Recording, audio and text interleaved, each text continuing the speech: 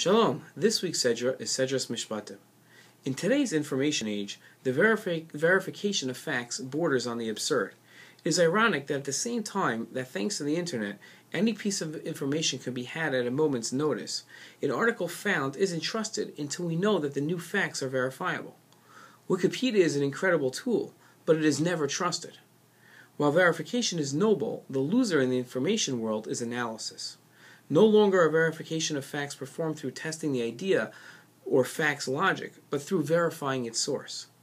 Verifying the source in place of sound analysis is handicapping today's student, and it is missing the forest for the trees. This Dvar Torah is exactly going to be concentrating on missing the forest for the trees. This week's Sedra brings up the angel. An angel is a metaphysical being that has confused man for ages. In examining the angel and what it represents, the erroneous focus on objects of spirituality instead of value in spirituality will be revealed. This Dvar Torah should give the reader a correct perspective on objects in our life. In our Sedra, Hashem tells Moshe, "I am sending an angel before you to guard you on the way and to bring you to the place that I have prepared. Beware of him and obey him. Do not rebel against him, for he will not forgive your transgression, for my name is within him." Our scholars wrestle with what this angel was. Some understand it to be a literal angel, although they almost all disagree as to what an angel actually is. Others understand it to be a euphemism for Yehoshua, and this verse is telling Moshe that Hashem has chosen his successor. The Ibn Ezra explains this verse in the most fascinating way. He explains that many people understand the angel of our verse to refer to objects.